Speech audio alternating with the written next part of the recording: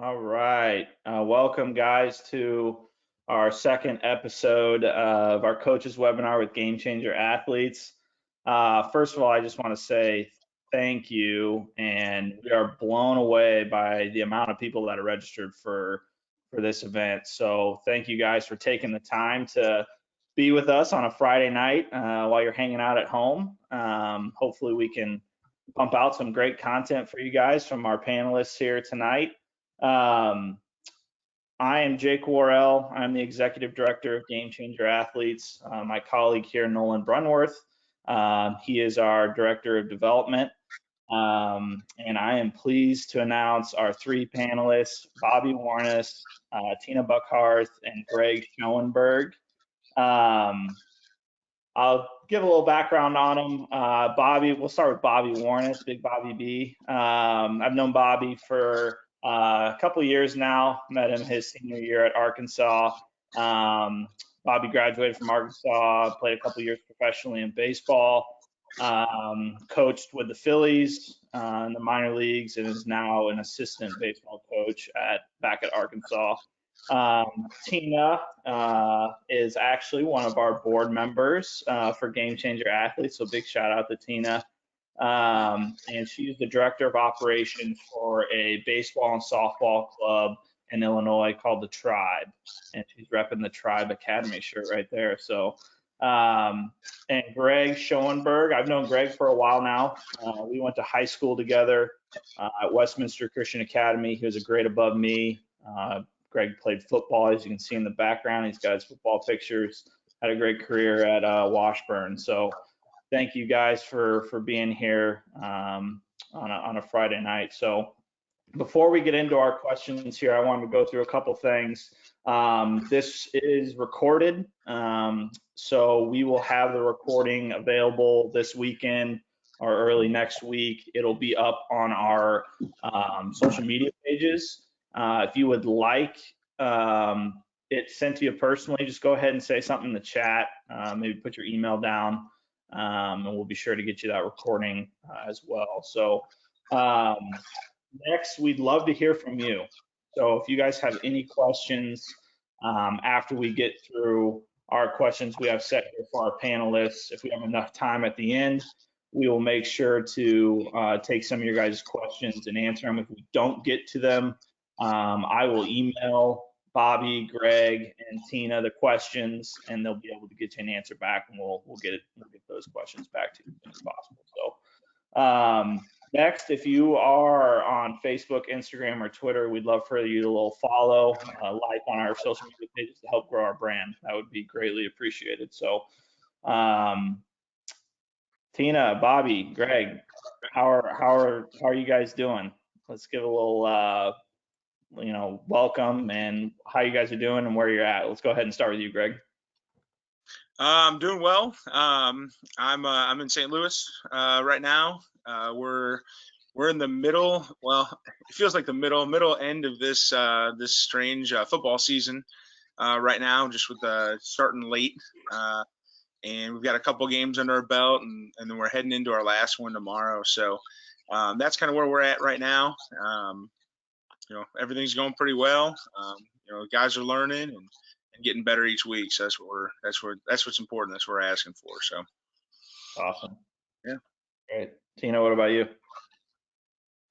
So we're not playing football in Illinois, as you probably already know. So yeah, sports are definitely a lot different here in Illinois. And so I'm in Springfield, the capital city.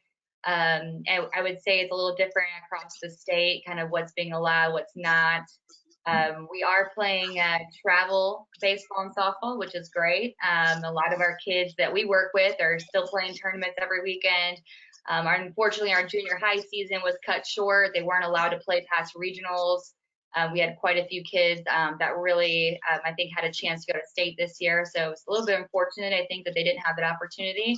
But I think, for the most part, we've been trying to do what we can. And I just recently moved over to the Tribe Baseball and Softball Academy here in Springfield.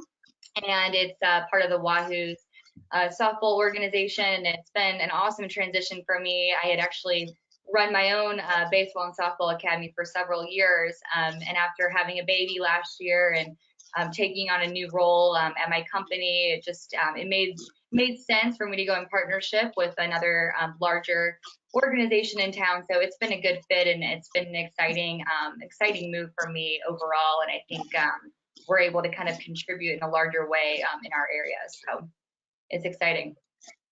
Thank you, Tina. Bobby. Might be doing a lot better if Jake didn't schedule this during Game 3 of the World Series, but over that. And no, I'm kidding. I'm doing well in Fayetteville now, as Jake said. And to kind of echo what Greg and Tina said, sports is obviously looking much different than what it did about a calendar year ago. Last year, to my knowledge, all of the high school sports in Arkansas are happening. I think football is happening. Volleyball is happening. So I haven't heard of too many sports being canceled. Obviously, there's a lot of hoops that those schools are having to jump through. But to my knowledge, everything's been going smooth on the high school side. And thankfully, on the college side, football has gone about as smooth as you can hope for through, I think they're through 4 games. So, yeah, you always kind of hold your breath until the next round of testing. But thankfully, it's gone pretty smooth so far. I don't think anyone can really ask for much more in terms of logistically how it's gone. So that's been really good.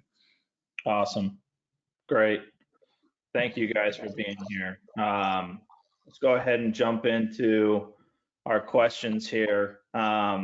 So today we're kind of here to talk about and answer questions on leadership, character development, some advice, some experience that you guys have had in your past, and why it's important to spend time in these areas at a young age. I know all 3 of you pretty well, and not only are you guys great coaches, but you hold yourself to high character. Was there a coach for each of you guys that impacted your life at a young age, and what was something you learned or took from that coach about leadership and the way you act as a person? Tina, if you want to go ahead and start on that one. Yes, absolutely. So I know it may sound a little cliche, but my dad was actually my coach pretty much my entire life, from pretty much age 4 to age 18, coached me pretty much in every sport. Obviously, softball was kind of my main sport, but he did coach me in 3 other sports as well. And I would say, definitely he had the most profound impact on me, mostly because I think he didn't just treat me as his daughter. He really did teach me so much more about the game and just about life than I think any other coach did throughout my career. And I would say, not only did he inspire me, but probably hundreds of young athletes, maybe even thousands across kind of the Midwest area. And I think not only just motivated us on the field, but really motivated us outside of sports, really teaching us how to kind of be leaders in the community and kind of influence the world around us. One of the things that he really pushed hard for was us to be very community oriented. And, he recognized that obviously athletes, we are a very, I think, highly respected group of people. I think a lot of people obviously look to athletes for a lot of guidance. And I think because of that, he kind of instilled in us a responsibility to the community to kind of have that high character. So we did so much community service with all the sports teams I was involved in. I mean, we were always out in the community doing things. And I think being those leaders that I think he, always, hoped that his players would be. And so I think I've taken a lot of that experience and a lot of the lessons that he's taught me personally into all the teams that I've coached and all the players that I work with. That's awesome. Thank you, Tina. Nice. Greg, what you got? Yeah, so I don't know. I guess when I was thinking about this question a little bit, there's a lot of coaches that do stand out for a lot of different reasons. I like to go back to my first coach that I had was Coach Thomas. I had him. He coached me in soccer. All right, and I played soccer with him for 8 years. His son was on the team. He was my age, and some things that I really liked about him was he taught consistency. He was very consistent in his coaching, from the best players on the team to those that needed a little bit more practice. He did a really good job being consistent. coaching us, and he took a personal interest in us as a team, and not only did he just our interactions weren't transactional, but they were relational. So it wasn't just hey, I'm trying to get the best soccer out of you. It was, no, I really care for you as a human being, and it showed through birthday parties, pool parties, hanging out outside of our sport and outside of what we did together. So he was really he was influential to me. In fact, I still see him around every once in a while, and it's really cool to see him. I haven't been coached by him until since I was, I don't know, I'm gonna say 12. All right, but so it's been a little while. But it's really cool to run into him and talk to him, and I still talk to his son, and talk about the good old days playing soccer together. So That's awesome. Yeah. Thanks, Bobby. What you got for me? Yeah, Tina and Greg, those are both really good. I would say that the coach, I've been lucky enough to have coaches that have had a huge impact on me, several of them, but I think the one that I guess had the most impact would be my high school baseball coach, who was Bill McDonald. I think he has the most wins in Kansas high school, like a high school coaching legend. And I remember as an 8th grader looking forward to going to high school. I was so excited for Coach McDonald. Like, oh, he's going to be such a good baseball mind. I'm going to learn so much from him about the game. And I get to high school, and he was a good baseball mind, but I just learned way more about life. And that was obviously something that I wasn't really anticipating learning. It was always about turning us into young men, into fathers, into to be husbands. Just that was always his priority, and I just thought it was really cool. I mean, you look at his coaching resume, and it's just the wins and losses, or the wins are just off the charts, but it's how he kind of took everyone under his wing, and very similar to what Tina said. He kind of implied that the athletes were the leaders of the school, whether they wanted to be or not. They were going to be the role models, whether they wanted to be or not. And I think that's still true today. I mean, there's a lot of athletes that are bad role models, but they're role models nonetheless. And I think that's just kind of a responsibility we have, whether we want it or not. There's going to be people looking up to us because of what we do, and it's just kind of it's a responsibility we have. So I learned so much from Bill McDonald just about life, and it was at a relatively young age, which I'm very, very fortunate to have been able to do. That's awesome. Thanks, Bobby. Great stuff, everyone. So at Game Changer Athletes, we talk a lot about the 10 strengths, and some of them you're already alluding to that, that you were lucky enough to glean from coaches that were important to you. But when you look at the 10 strengths that we talk about in our workshops, which one of the 10 strengths resonates with you most, or that one that you'd really like to elaborate on for the audience tonight? And Greg, I'll let you get started. Awesome. And I totally wanted to have this up so I could read it. So maybe one of you guys could read this for me, because I left it upstairs. The one that it's value true success. You guys have that little excerpt under it, or you want to read that for me? Or you guys Absolutely. Have it? Okay. So value true success. So we talk about embrace the tension between individual and team success. Be the best version of yourself for your team while celebrating the achievements of others, and always put team success ahead of your own. Yeah, awesome. So when I read that one, I was reading through them, and I go, that's the one that probably resonated the most with me. I was definitely a golden retriever type of kid, where a coach would say, hey, we need this from you, and I was definitely willing to say, okay, that's it. Like, I don't need to be a standout person. I don't need to do anything special. I just, put me in the trenches and let's get it done. I played fullback in college, so there's usually not a lot of glory there. So that one stood out to me, and I took that into, I love working out, loved training, loved seeing how strong I could get and how much weight I could move, and it was fun to kind of challenge myself in that way. But I always kept it in my head, in the forefront of my mind, that being stronger myself, being faster myself, learning the game better, like, yeah, it does make me a better player, but really I'm reminded, I reminded myself, like, I'm doing this so that I can actually like help our team win, right? It's more about the team win and not really about, the name on the back of the jersey more so than, the one on the front, right? The team first. So, and that was something that I really loved about football. I started playing football in 7th grade, and that was something that I saw. You've got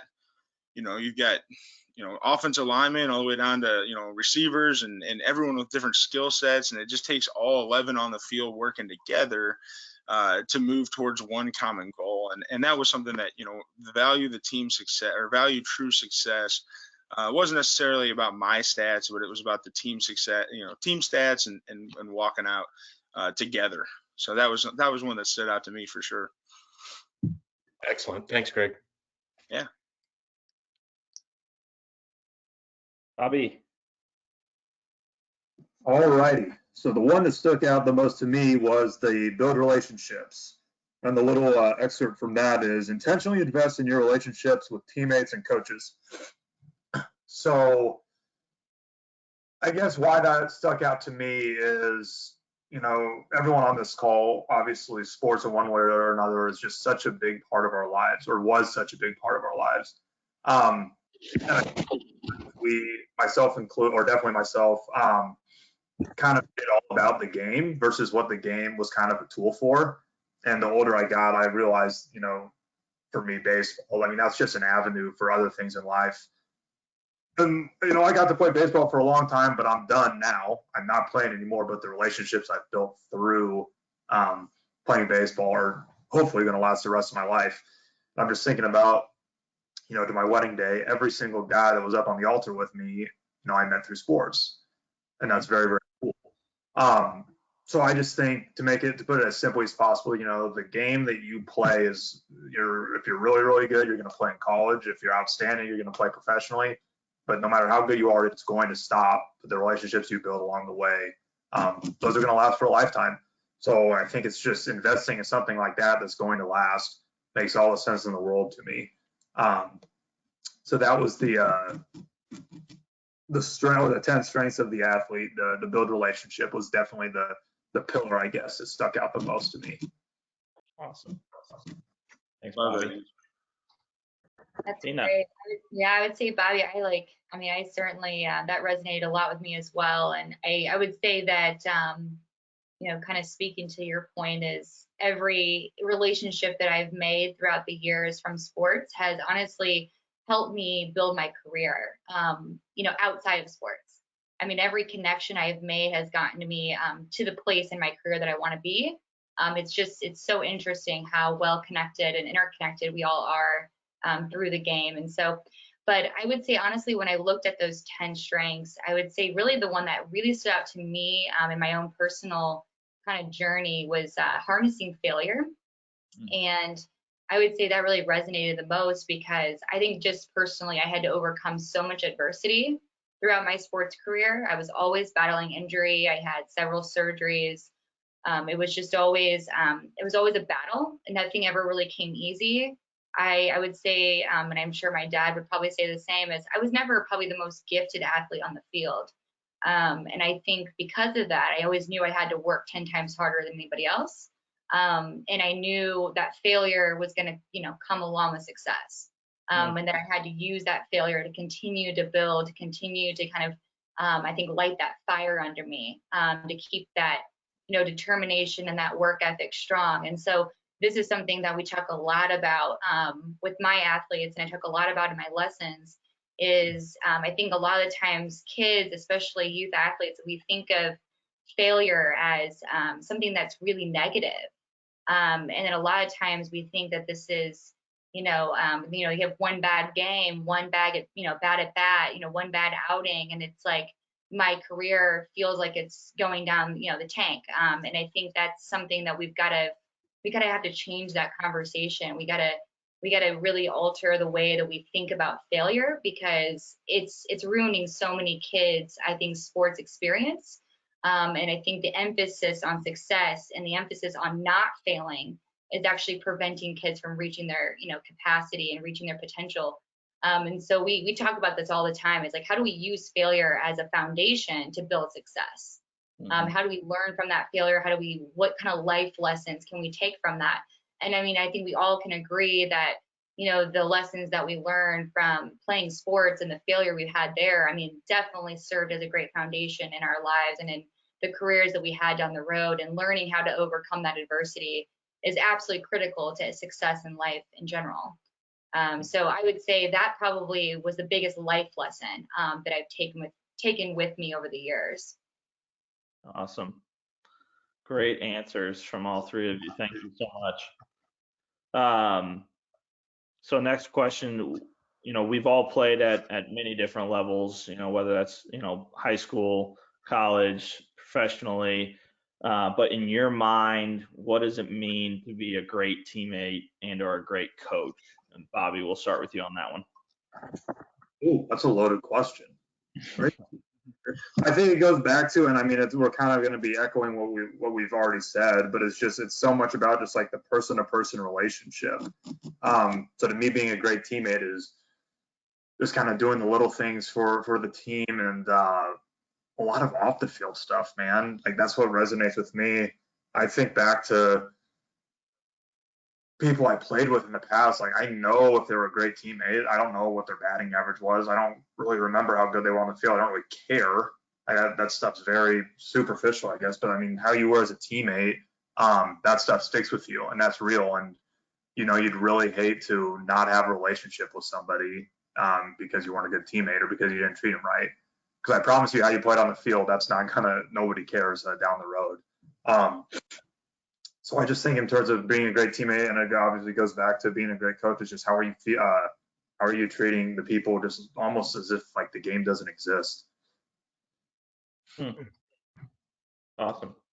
Thanks, Bobby. Tina. I would say when I first started playing sports, I was always kind of that loud, encouraging, like rah-rah type teammate. And I think I've learned just over the years that being a good teammate is more than just that. It's more than just, cheering, in the dugout for, someone that's at bat. It's more than just, kind of being what Bobby was saying, the kind of that superficial type teammate. I think for a long time, I didn't realize that there was more to it than that. And I think, an example is just, not just, hustling after every ball and, cheering for your teammates, but, being there when maybe they need you, in life, and they need you to be there as, a confidant, as someone that they can confide in, maybe talk about what's going on in their personal life, being there just for those moments that aren't always, the moments of glory and the moments of success, being there for them and kind of those bad times as well. And I think also, showing that, you're a good teammate, I think goes beyond, again, just what you do on the field. It's about the work ethic and the time you're also putting into the sport outside, of the team.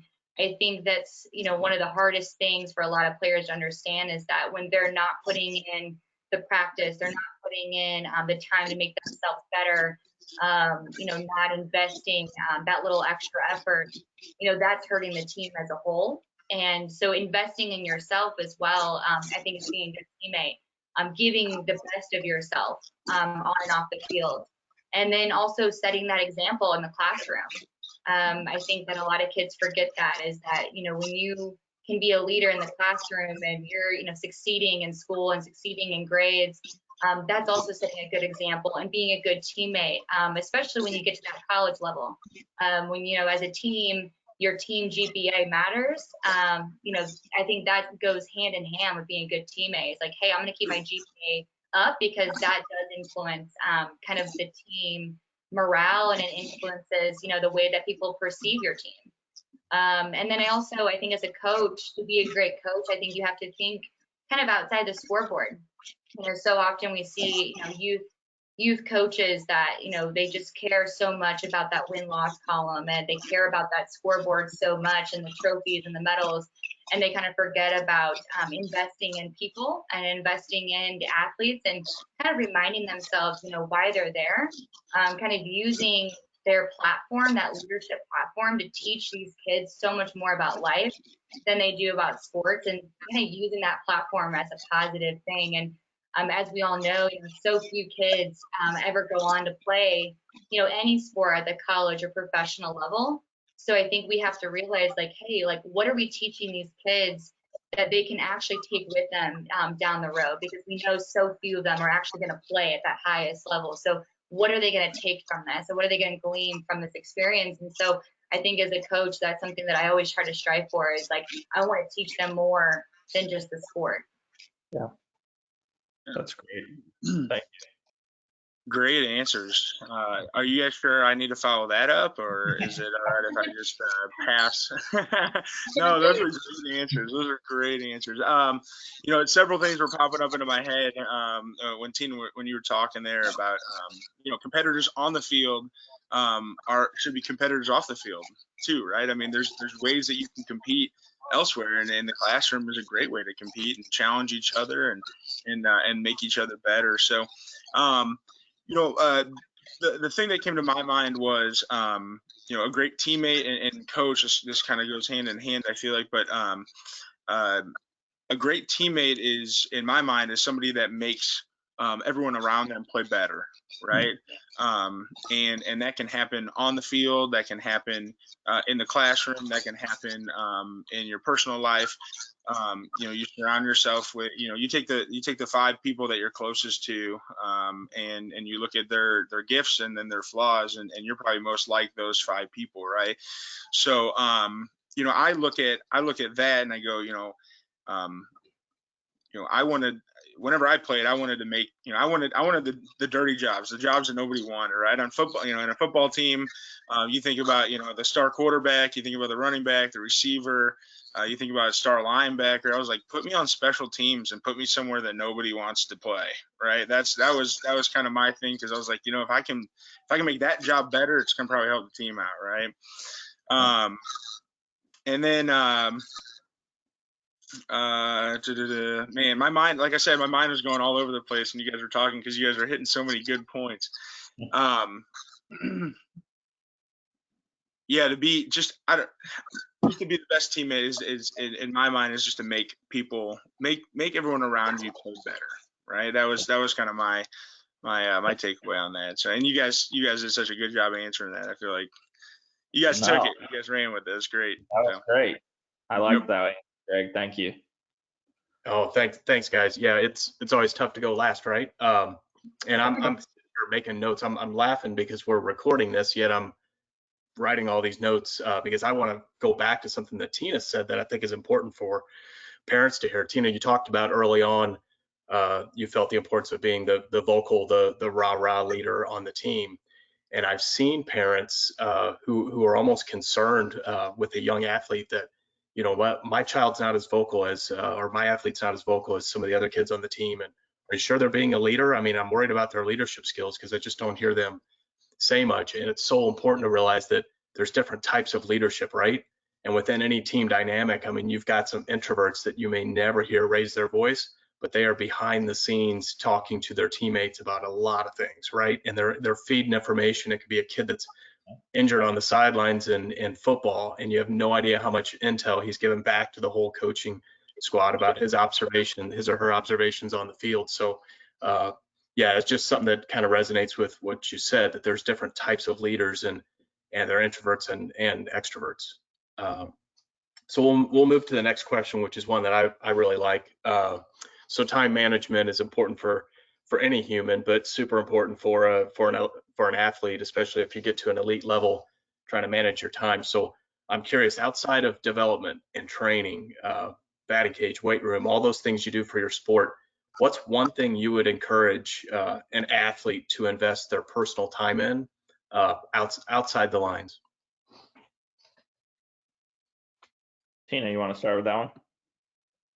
Sure. I would say, first and foremost, I would say investing, in your relationships with your parents. And honestly, that might be, I would say, this is something that might be a little outside the box, but one of the things I see all the time is that I think a lot of athletes kind of take their relationship with their parents, maybe not, they're not as grateful or appreciative for that relationship and kind of what those parents invest in as well, week to week, to get them to practice, the financial investment they make.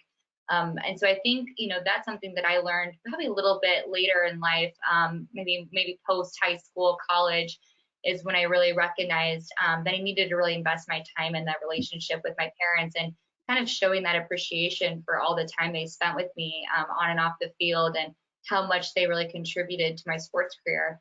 But then also at the same time, I would say, investing your time also into making yourself a mentally stronger player, and really, taking advantage of those kind of character development and leadership opportunities that maybe don't always involve sports, but opportunities where you can be, a leader, and where you can maybe be involved in an organization where you can make a difference in your community. And I think that's where you learn how to become a better player, and you learn how to become a better teammate, and those type of leadership environments. And so I think that a lot of times we get very wrapped up in the day-to-day. We get very wrapped up in our, in our training and our development, and it seems like we're rushing from one practice to the other, and not really taking that moment to reflect on, okay, what am I outside of the game?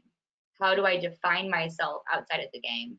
And I think sometimes that was something that I struggled with. I think for so long I defined myself as a softball player, and I didn't always see myself as anything other than that. And so when I started getting more involved in other organizations that weren't really sports related, but that had so many commonalities and so many leadership opportunities, I found myself being able to influence my community in other ways other than sports. And that actually made me a better athlete and a better teammate on the field as well. Awesome. Thanks, Tina. Greg.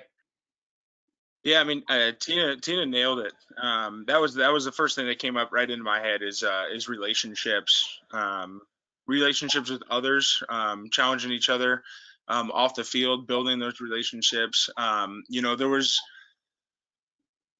the house that I lived in, right? So I lived in a house with 5 guys, and we were accountable to each other. Off the field, all right. We a lot of times it was kind of weird, probably, but we a lot of times we knew where each other were. We knew our schedules, knew what we were doing. If somebody was doing something that they shouldn't have been doing, we called them out on it, and we gave each other permission to do that kind of stuff. And we became really good friends. We're all in each other's weddings, just like Bobby mentioned. All the guys up in his wedding were all teammates, right? So that was us.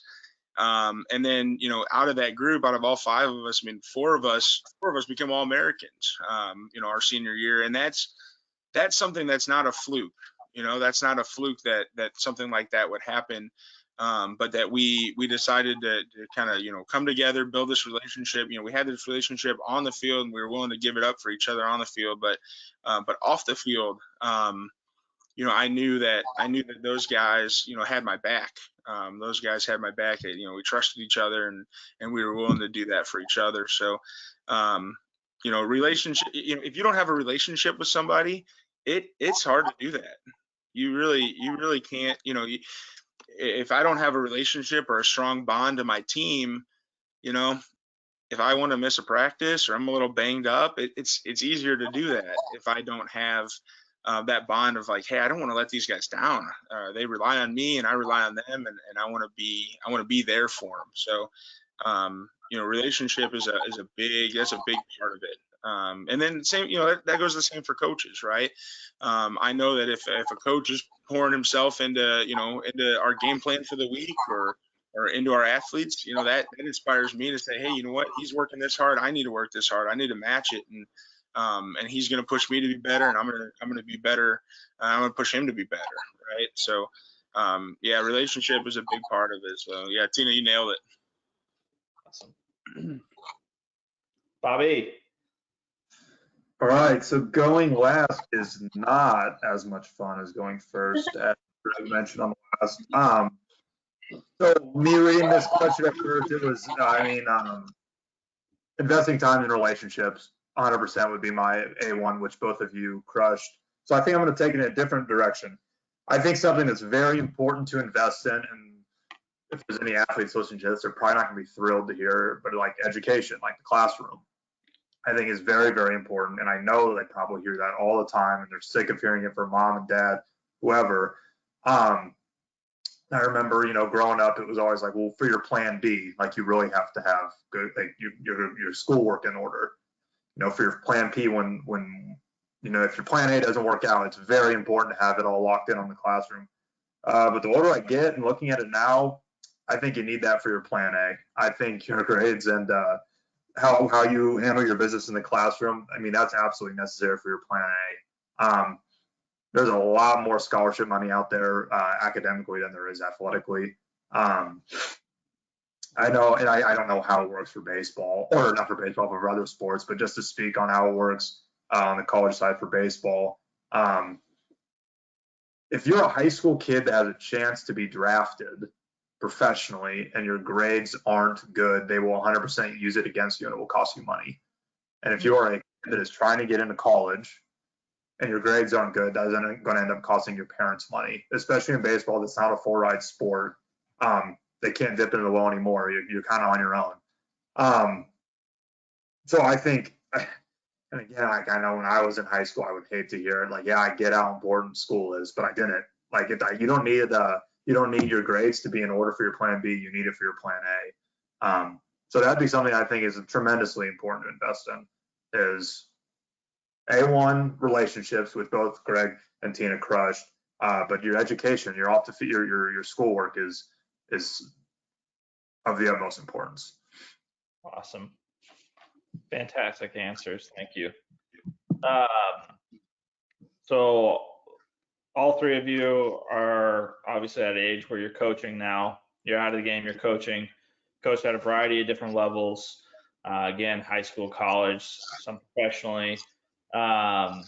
Was there or are there things you do to train and develop leadership and character development qualities to help your athletes grow and mature off the field? So, Greg, you do stuff at Westminster to help in that area. Tina, do you anything with softball and baseball academy? And Bobby, do you guys do anything in Arkansas to help those athletes grow off the field? Greg, we'll start with you on this one, please. Yeah. So, training wise, we talk about, and I know this is kind of, with the sport, but we can take this off the sport too. So training wise, I like to talk about in the weight room, when you're training and you're working to become stronger, if you're doing a max or you're doing something for the first time, I mean, that's uncharted waters, right? I mean, you're pushing yourself to be that next level, and that there's a line in there where you have to realize that I'm confident, I know what I'm doing, but then there's a little bit of uncomfort there. There's discomfort.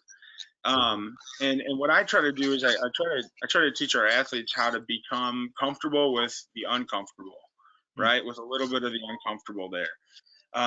There is there's a line there. There's always going to be, I think we talked about it a little bit earlier. There's going to be adversity that happens in life off the field. All right. And sports frame that well, that, we can, maybe there's a bad call against us, or maybe there's something that happens and there's adversity that pops up. But we need to be able to learn how to be like, okay, well, that was uncomfortable. I don't like that. And what can we do to make it better? How can we dig and fight to get back to where we want to go, right? So off the field, right? There's adversity in life. Sometimes there's health concerns. Sometimes there's a friend that needs help and reaches out to you and says, hey, what do I do here? I definitely encourage our students to put themselves in situations that, they can be challenging, and bring other people in that have that experience, that have some life lessons under their belt, and some life experiences under their belt to help out, a coach, a teacher, a friend, somebody that maybe has been through some situations there. So there's going to be adversity, and kind of living, or trying to become comfortable with being uncomfortable. That kind of makes some sense. Awesome, Greg. Thanks. Bobby. Yeah, Greg, that was really good. I think in terms of just like developing leadership qualities, I think you have to kind of rip the Band-Aid off. I mean, I think you have to put the athletes in positions where they don't really have a choice but to lead. one thing we did with the Phillies that I thought was awesome is we'd have a lot of team meetings early in the morning, and we would force players to lead them. So you've got an 18-year-old kid that just signs. I mean, he's got to lead a meeting in front of his teammates, and you have to say it in English and Spanish. Like, that builds leadership quality, in my opinion, pretty dang quick. Something simple as leading stretch. I think just the more situations you kind of throw them into the fire, they're going to come out a better leader. And that's without a whole lot of instruction. You as a coach, I don't think you need to say a whole lot. It's just throwing them into the fire, putting them in an environment where they have no choice but to lead. I know it's a very simple answer, but that's something that we did with the Phillies that I really liked. And we kind of do it the same at Arkansas, just, really throwing, especially some of the freshmen, into a position where they don't have a choice. They have to lead.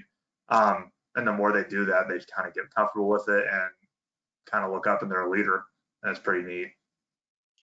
That's cool. Thanks, Bobby. Tina. Yeah, it's awesome. One of the things actually I just recently got involved with, I'm part of an organization called Rise Up, and it's actually about female athletes and kind of their life after sports, and how to use kind of the leadership skills that they gained through sports in their careers following graduation. And so this is something that I've currently been really involved and invested in.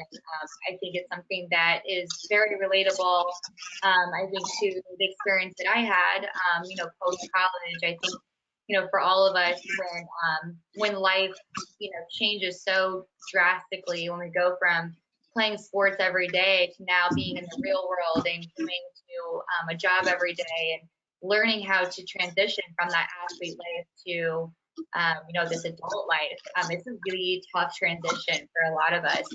And again, kind of goes back to what I talked about earlier, is learning how to define ourselves in a different way, other than just as an athlete. And so this is something that I feel really strongly about, is really working with not just female athletes, but all athletes, and kind of helping them develop these skills, more like life and career skills. And how can they use these relatable, relevant sports skills and leadership skills that they gained in their sports career then into their careers post-college.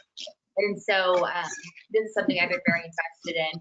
And then I would also say, I think just with our youth athletes, I think just with my students that I work with, players I work with, just setting kind of the expectations and the bar high, not letting them, I guess, take the easy road, making them kind of exactly what Bobby said, putting them in positions to be a leader. But I think, not letting them, kind of get the easy way out of things, and making, excuses for things. And that's one thing that, I feel really strongly about, and I emphasize all the time with my kids is, there's never an excuse for not working hard. There's never an excuse for a bad attitude. There's never an excuse for, not giving it 100%. And so I think constantly reminding them of those things and putting them in that position to be successful, and putting them in a position to lead even when times are tough, I think is really critical, especially during this time. Cool. Thank you, Tina. Great stuff. Great advice. I hope my kids are watching right now. I'm not sure if I sent it to them, but I'm so glad that it's being recorded, because they'll listen to you more than Dad, that's for sure. This is always a fun question. Any advice for an athlete that's at the high school level and they're trying to handle all this pressure of getting a college scholarship? Bobby, I'll let you tackle that one first. Yeah, that is a good question. I think in terms of advice, I think it's really, really important to realize that the scholarship's not the end of the road. I think that's a lot of times probably how it's viewed. Regardless of when you get it, where you get it, however much money's attached to it, I think maybe sometimes the perception can be that's the end of the road, and it's a lot of times the very, very beginning. It's a very early part of the journey. So yeah, I think if there's one thing could really be hammered home is that getting the scholarship's not the end, it's more the beginning. And in terms of the pressures, I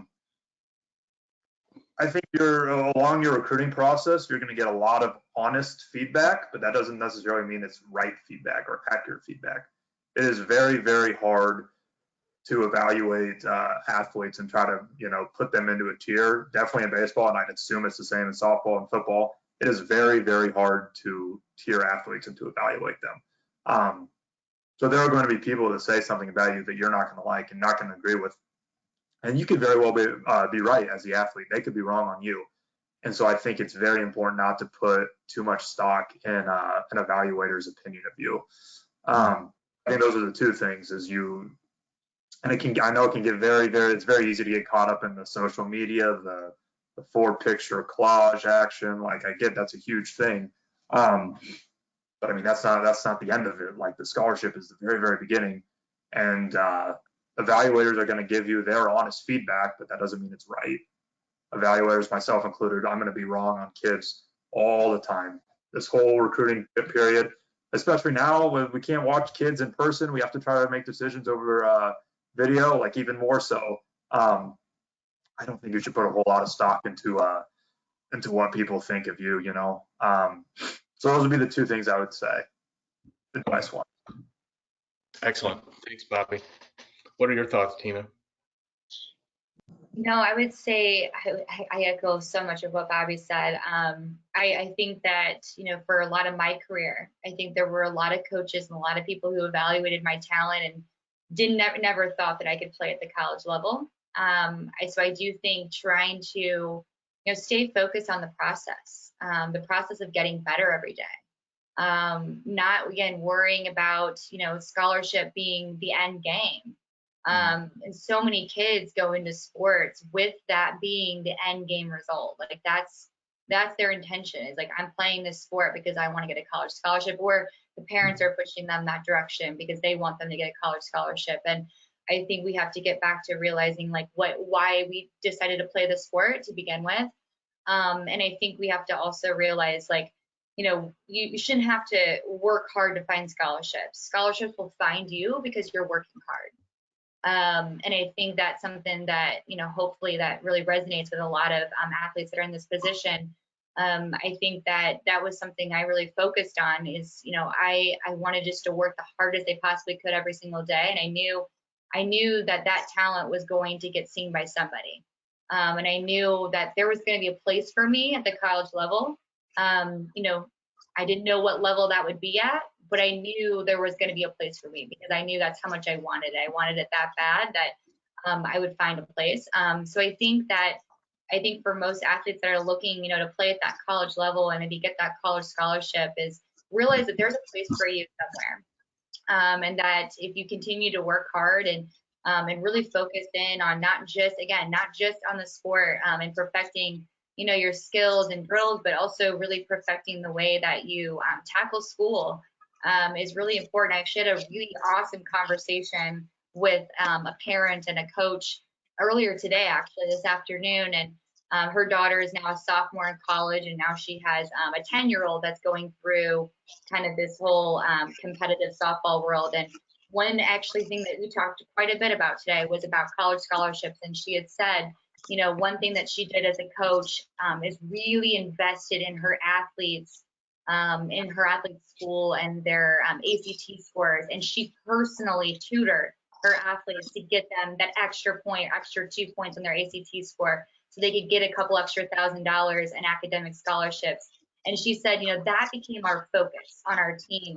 Our focus was on making our kids, the best student they could possibly be, so that they could play the sport at the level they wanted to play at and get the scholarship that they needed to be able to go and to go to college and complete that and complete that goal. So I think that that sometimes needs to be the focus that we kind of make, is like, sports is not the end game. I mean, the goal is to get to college. The goal is to finish and get a degree, and that's the goal, so we can be successful in life. And so I think that sports is an avenue for us to do that. And so, again, if we can work other ways to get that scholarship, I mean, the sports scholarship, that's a bonus. I mean, then it's just a bonus. That's bonus money for anyone that wants to play at that level. So that would be my 2 cents. And I think it's, you know, a stressful time, and we've all been in that place, and it certainly can be stressful, but I think we can remove that stress if we kind of consider looking at it from a different perspective. Cool. Great points. Thanks, Tina. Greg, I'm sure you don't have to deal with this at all. So, Whoa, great answers. Yeah, I know, right? Yeah, I mean, to Tina's point, to Bobby's point, I mean, you know, we're student athlete, right? Student athlete. So focus on the grades first. The grades will get you so many more places. And there's a lot of scholarship there for that too, and just focusing on the student part before the athlete part. The way I would sum it up would be have fun. Remember why you started playing the game, right? It's a game. Have fun playing it. And just like Tina said, I mean, you know, the scholarships will come when you work hard, right? When you work hard, the scholarships are out there if you're looking for a scholarship. You know, my story really quick was, you know, I thought I was a good football player. I was like, oh yeah, there should be scholarships knocking on the door. This is, you know, I'm really excited. I sent out 65 tapes of myself and like a resume letter, 65 to D1 schools. I was like, I'm going D1, and I got nothing back, nothing at all. And I was like, oh man, this is super discouraging. Or, you know, friends are signing, friends are knowing where they're going. A week before signing date, you know, I get a random call from a school that I already wrote off, some D2 school out in Topeka, Kansas. And I said, no, I don't know. But they took me. They, you know, I saw the campus. They said, hey, you know, we want you to come out here. And I said, okay. So, you know, I remembered why I was playing ball at that point. I was humbled a little bit there, but I was able to continue to play because I had fun. I was having fun playing, and you know, you guys probably just like me. I mean, if you're having fun doing something, you'll work so much harder at it, and you'll do it a lot longer. So have fun doing what you're doing. So enjoy it. Yep. it's a great reminder. Thanks, Greg. Thank you, guys. So next question, kind of gauging more towards the parent and athlete relationship a little bit. I know some of us on here are freshly mom and dads, but you know, what advice for parents or even the athlete with the relationship to get that college scholarship, or you know, pressure that they're getting from their parents or toward the athlete? You know, what advice would you give? I know we've seen it a handful of times, just in our own eyes.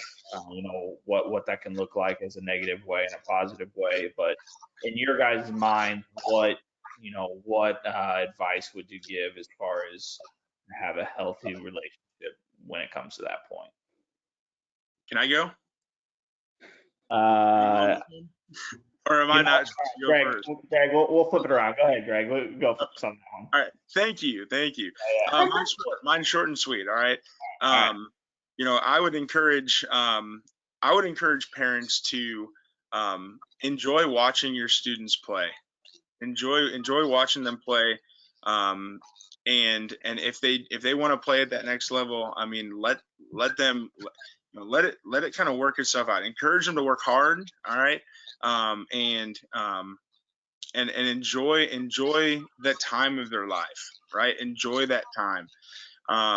You know, I look at my parents, and the two examples. My mom loves sporting events, not necessarily because she just wanted to watch me play. She enjoyed watching me play, but she had the relationship with all the community, right? Relationship, going back to the relationship. She loved that part of it, and she focused a lot on that, and it was a lot of fun. My dad, I remember my dad calling me when I was in college and saying, "Hey, I hope you're having fun."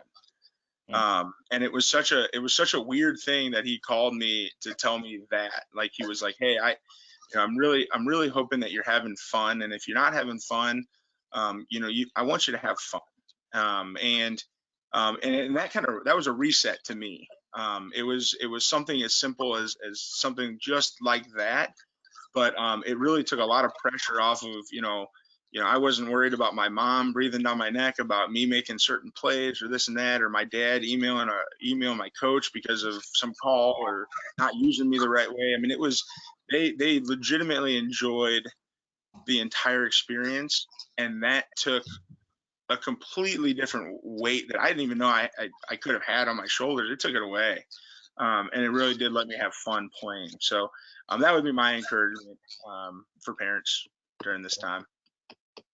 Thanks, Greg. Thanks for letting me flip it up. There you go. Tina. I always think it's never out of a lack of love of why parents, put pressure on kids and why they work them hard and why they maybe are really hard on them at times and critical. I think it's more, a lot of times it's, they love them so much, and that's why they put this, crazy pressure on them, because they just want to see their kids obviously succeed and have, all the success that maybe they didn't have. And I think, again, it's more of just a lack of understanding of how that impacts just their mentality and how that impacts just the way that they, I think, carry themselves and the way that they attack the game. I see so often the kids who have parents who have this just, unbelievable amount of pressure on them to get that college scholarship. I see the way that they buckle under pressure. I see the way that they, attack the game so timidly, and they don't let loose. They don't harness that failure. They don't know how to, overcome that failure in any way, because the fear of, their parents' disappointment and their fear of, not getting that scholarship is so great that it overcomes their ability to reach that potential. Yeah. And so I think we have to, again, flip that conversation between parents and realize, like, the best way that you can support your kid is doing exactly what Greg just said, is, being the cheerleader, being the encourager, being the supporter. I think the best thing I think that ever happened, I think, is when my dad honestly realized that, after a game, giving me the play-by-play of all the things I did wrong, wasn't probably the answer, and so we kind of came up with, a system that worked, is like, hey, after games, we didn't talk about the game.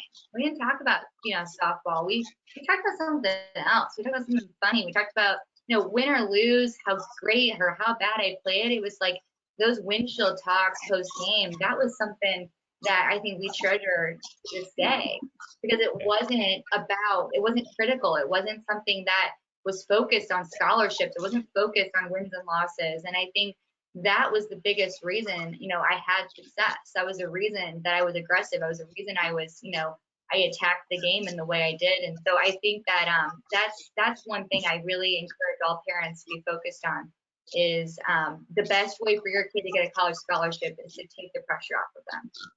Cool. Thank you. Bobby. Bringing up the caboose. Good answers. I guess we'll take it in a little bit different way. I think it is okay for times for parents to be on kids, because I know me as a high school kid, I thought I had everything figured out, and I wasn't even near close. And I'm 26, and I'm probably further away than I was in high school. I think it's very important how you go about it, though. There's definitely got to be some social awareness, some feel with it in terms of handling that with your kid, because as Tina and Greg both said, it can be very counterproductive if it's gone about with the wrong way. So I think in terms of, if you're wanting to be on your son or daughter a little bit, I think in terms of the scholarship itself is probably not a good strategy to hammer that home. But what about a small detail that would maybe lead towards a college scholarship, kind of process over outcome? So I think it is important to be on your athlete, because they're teenage. They need that. They need a parent. Obviously, you need to be loving. They need to know. They need to feel the love and support. But when I think you do pick your battles in terms of when you're going to be on them and when you're going to coach them, you're going to parent them. I think that there definitely is a lot of value to that.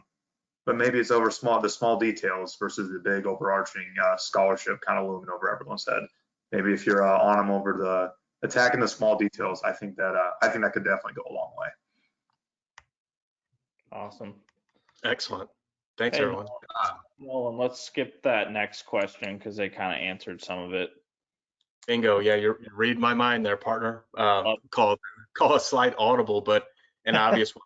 You guys just gave some great advice on how to support and encourage your student athlete as a parent. So I'll just move to a 2020 question. We all know it's been a really strange year. Are there any cool examples that you'd like to share of how you've seen athletes improve themselves during this year?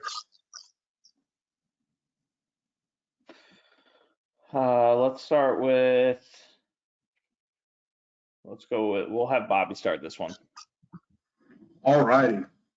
Cool examples of ways athletes have bettered themselves. So actually, this is really easy for me. So I was still with the Phillies in the middle of the pandemic, and I mean, you've got public gyms closed. You've got, I mean, every possible resource that these guys could possibly or that they need to develop is closed, and we were still asking them to stay in professional baseball shape and to be able to show up at the drop of a hat and compete for a job. And the response from these kids was unbelievable. I mean, we're getting videos of them in the middle of the street, like they're building their own gyms in their garage. I can go on and on. Just like it was definitely something where I respected those kids so much more. It would have been so easy to probably stay cooped up in a room. It's a global pandemic. I can't do anything. Everywhere that I'd want to go is closed. But that was not the case at all with our players. It was just, someone kind of made the point, winners find a way. And so I think that I was lucky enough to coach a whole bunch of winners because there was no excuses out of the guys that I had. So I think to circle back and answer the question more directly, just not using the pandemic as an excuse because it's gonna end. They're gonna have their chance to be on the field again, and just what they did in order to keep themselves in shape was something really, really cool to see. Awesome. Greg, thanks, Bobby.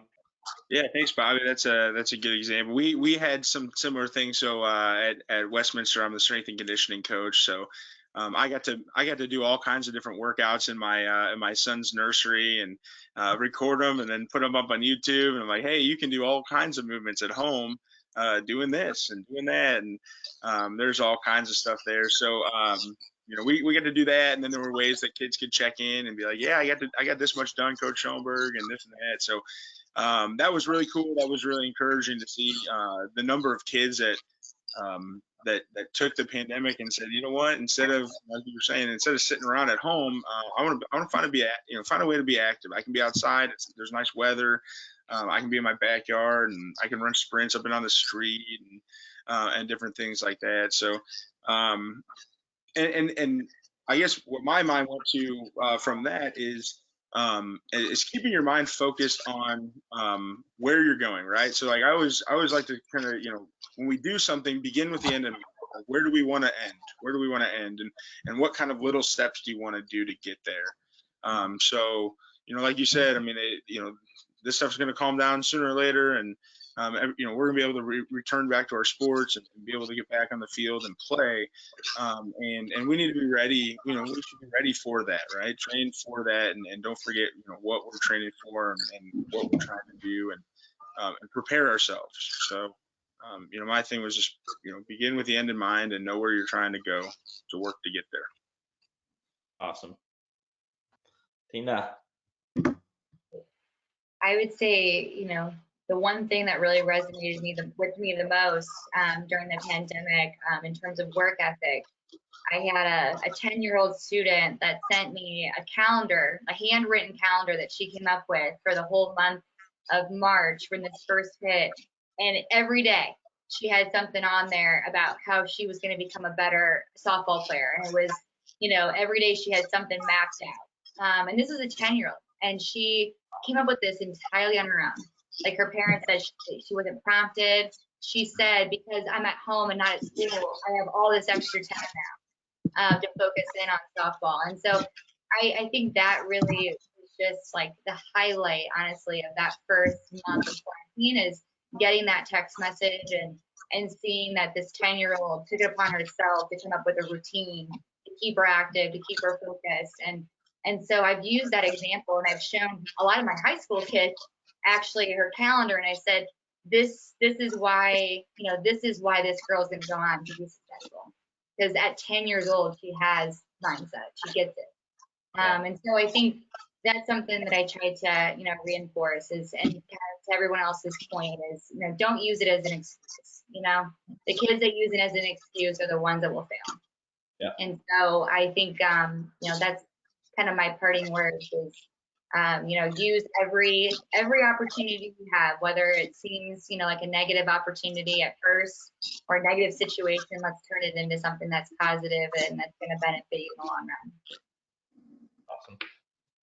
Thank you, Tina. So we got 2 more questions, one more from our list and then one from one of our listeners. Last one for us is, what does it take to be a college or professional athlete or coach? Tina, we'll start with you. I would say a lot of perseverance. Like I said, I dealt with a lot of injury. There was a lot of times where, I just thought it would be easier to throw in the towel and say, I'm not going to come back from this one. I'm just going to, hang up the cleats and be done. And, but I think it was because of that perseverance and my desire to play so much that I kept at it. And it just taught me to, always get up when I fall down. And, but I think without that perseverance, without that ability to take that failure and harness that failure or harness that adversity, I just don't think you'll ever make it to that highest level. I mean, because you're going to have coaches, you're going to have situations, you're going to be in environments where you're going to be constantly poured down, and you got to find a way to build yourself back up. And so I think it takes a lot of inner strength, and it takes, a strong support system around you as well to recognize what your potential is and to continue to work toward it, even when it feels like, the world seems like it's against you. So I think learning how to develop that type of strength at an early age is really instrumental in reaching that highest level. Awesome. Thank you. Greg. Yeah, it's a great answer. Mine was just a love for the game. All right, enjoy the game. Practice. There's a lot of practice. So find enjoyment in practice. Able to enjoy the people that you're spending this time with.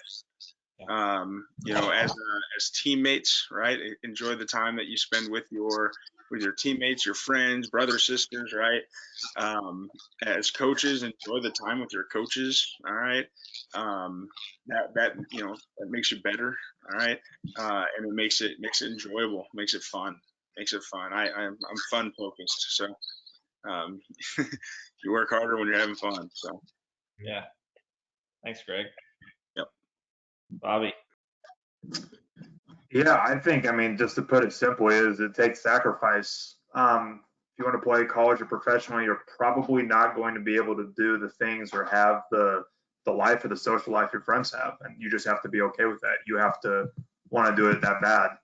I think the best way I've ever heard it articulated was in college, you can focus on academics.